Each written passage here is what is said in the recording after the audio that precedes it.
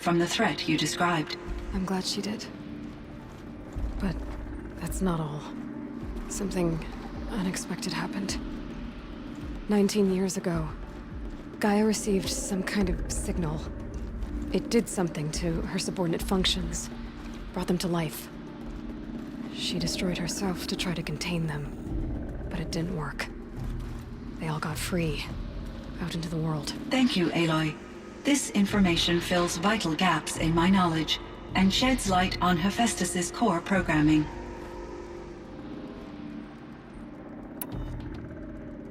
Why does Hephaestus keep building such dangerous machines? The Banuk and other human tribes often destroy machines, correct? Machines that are clearly servitors of the terraforming system that you described. Yes, we all hunt machines for parts. This must be the source of Hephaestus's aggression.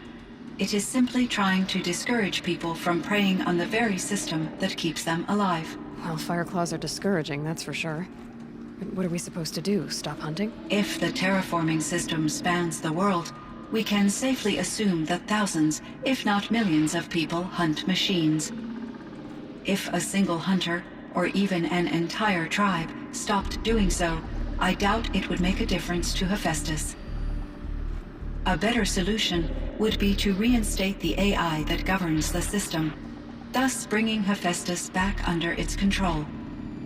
When I think of it, out there in some unknown location, free, hungry, willing to kill or dominate to get what it wants, I feel substantial anxiety, Aloy.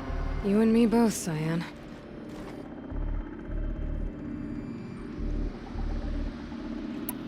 I ran across this strange piece of gear.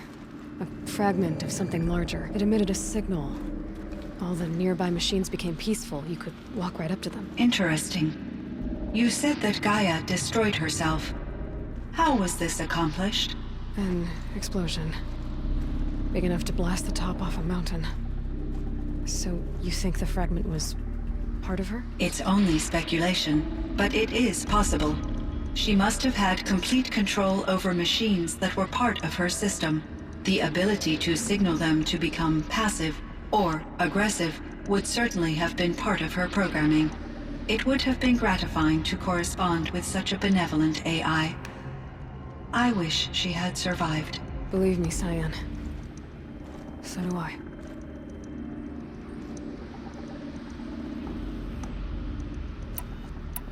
I found the strangest machines. They're surrounded by flowers and look like flowers themselves. There's code embedded inside them. I think it's poetry. I like poetry. Here's one I think of often.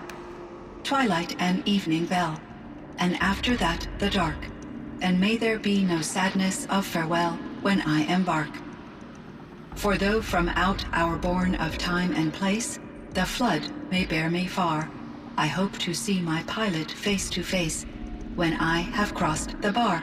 Huh. But you asked about these flowers, not verses that I enjoy. Something must have made these machines, and the presence of foliage leads me to consider the terraforming system. Is it possible that their creator is one of the other subroutines, now autonomous, like Hephaestus? Maybe one whose purview is flora. An AI that makes flowers instead of death machines. That'd be a nice change of pace. But what about the poems? Unless the poetry is original, the only way it could have made it into such a system is through its programmer. In my case, Dr. Sandoval uploaded a great deal of literature to test my emotional responses. How'd you do? She said I passed, but was insufficiently moved by her favorite period romances.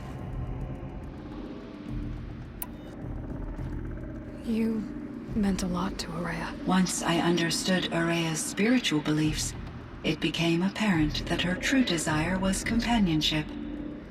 She felt disconnected from her tribe and her family group.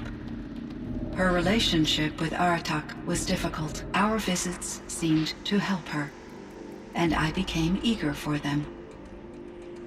Yet I did not comprehend that the depth of Araya's compassion for me would lead to self-sacrifice.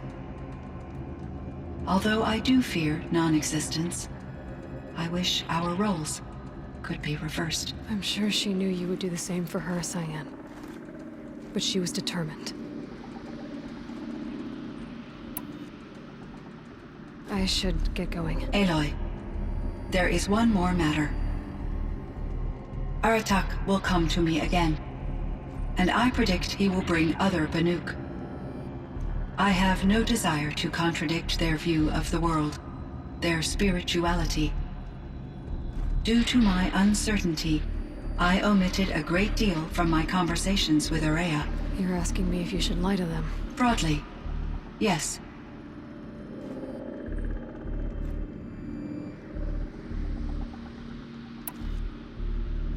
Life is hard for the Banuk. Their world is unforgiving in their beliefs. I guess they help to keep them going. So take it easy on them. Try to guide them, bring them around to understanding what you are. Communion with machines features heavily in the mysticism of the Banuk.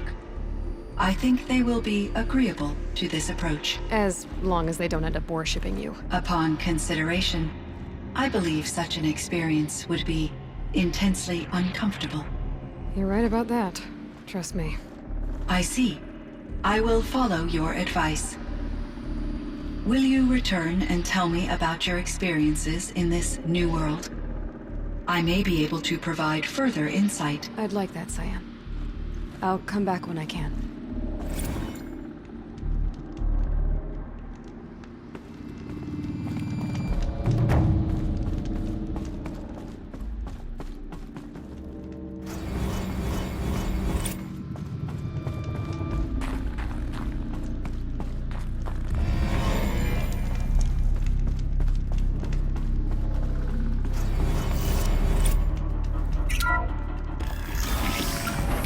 It would seem your time among the Banuk wasn't a waste after all.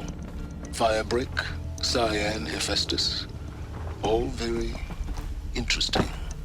So, the signal that woke Hades woke Hephaestus too. And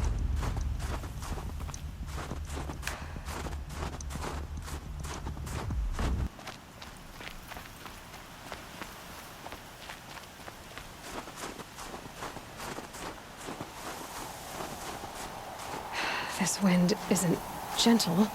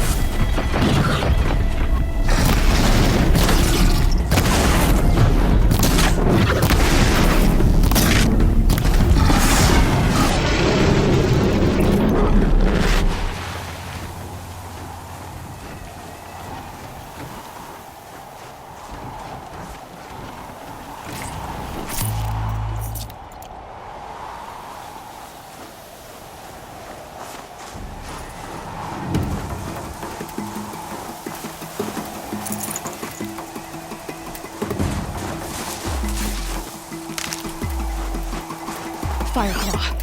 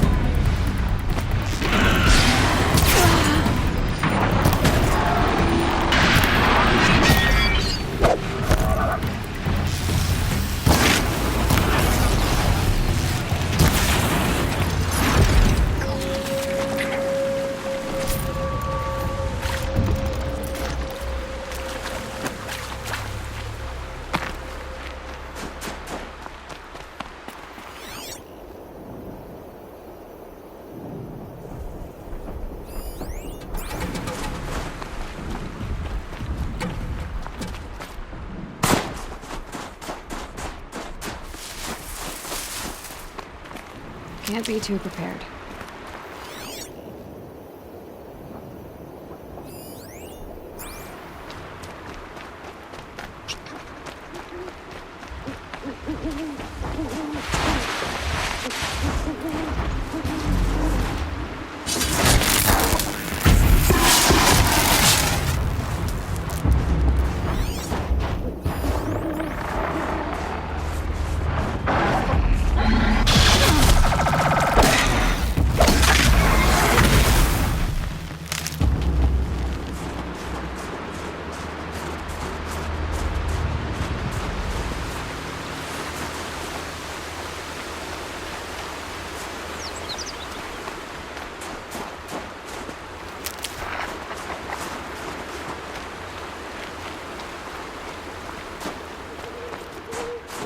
I'll tuck that away.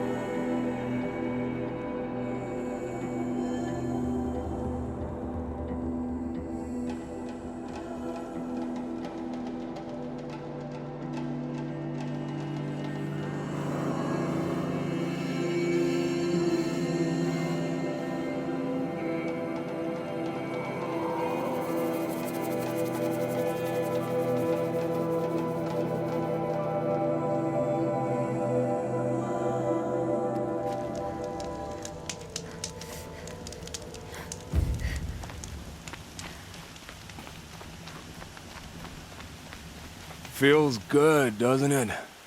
Hold it inside you one last breath, then let it out.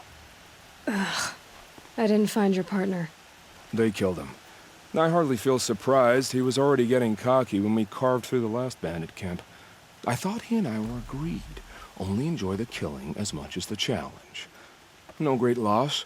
Nothing in the wilds I can't handle, just me and the voice of our teeth here. Your bow has a name? Yours doesn't?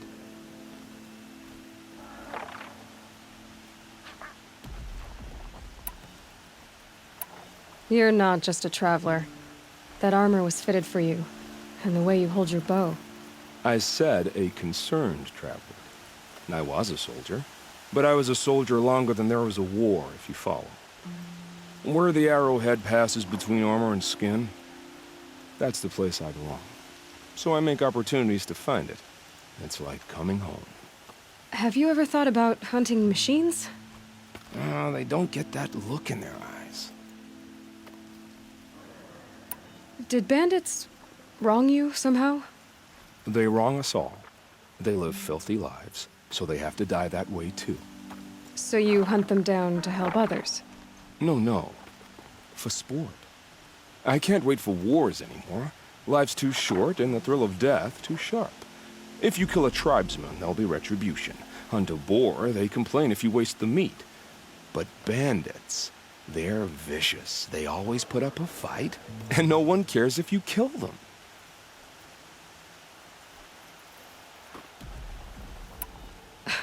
I'm not sure who's worse. You or them. We're standing, they're not.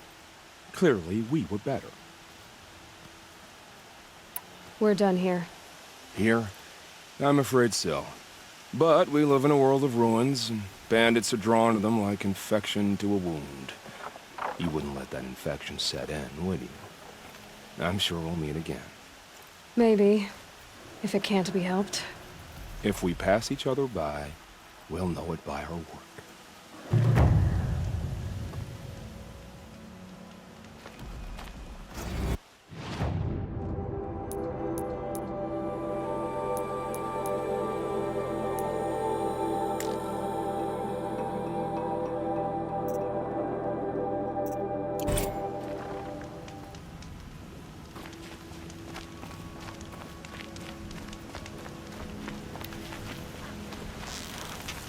First strike.